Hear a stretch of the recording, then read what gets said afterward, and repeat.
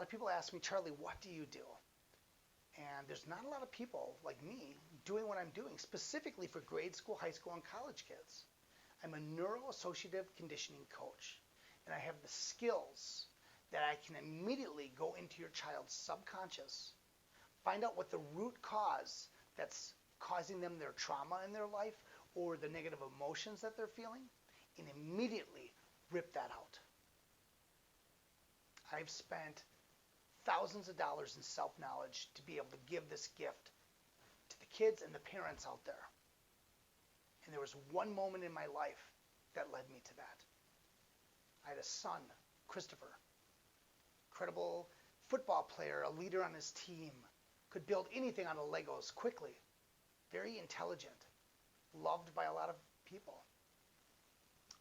And I remember one night coming up and he's just telling us, I'm having all these troubles sleeping. I haven't been able to sleep well. So we bring him to the pediatrician. The pediatrician runs all these tests and even ran a test for leukemia and nothing came up. She goes, I think Christopher's mildly depressed. So we put him on antidepressants. As the school year continued, we started noticing that Christopher started cutting himself. He was wearing a lot of long sleeve shirts. I had to force his sleeve up.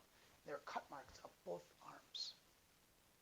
And I just felt so much anxiety. I felt, how do I help my son? He doesn't think he's depressed. He doesn't know what's going on. He doesn't know why he's doing this. I brought him to a psychologist, and the psychologist confirmed that he was depressed, increased his medication. 2 weeks later, I was out for pizza with my wife at the time. And I'll never forget getting this call from my daughter. Christopher's not responding to me. He's not moving. I think he's playing a joke on me, and my heart just sunk. I remember that day. I raced home through every stop sign, every stoplight. And we get to the house. I remember getting out of the car and remember smelling those brakes from the car, which is forever etched in my mind. So I'm running into the house, down to the basement, and I turn the corner and look into the laundry room. And Christopher has hung himself. We got him down, started CPR. He was flight for life to Children's Hospital, where he was on life support for 3 days. There was nothing that we could do to save his life. And that hit rock bottom for me. Everything after that just fell apart. I had no motivation to live. And I found out later that Christopher was being bullied by a couple of girls at his school. He liked a girl and she didn't like him back. So they made fun of him, called him names, put stuff on social media.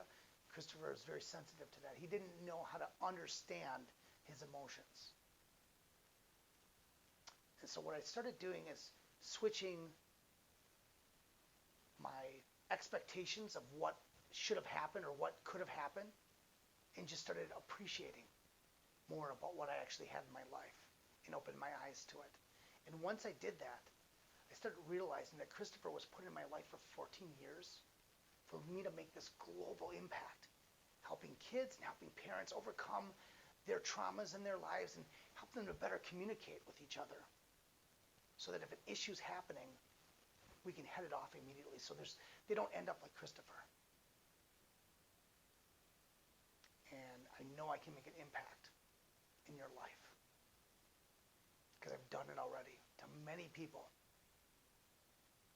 And it's my honor to my son that I change the face of this world and how kids and parents communicate and how kids will have an out and be able to instantaneously change their life. That is my gift to my son.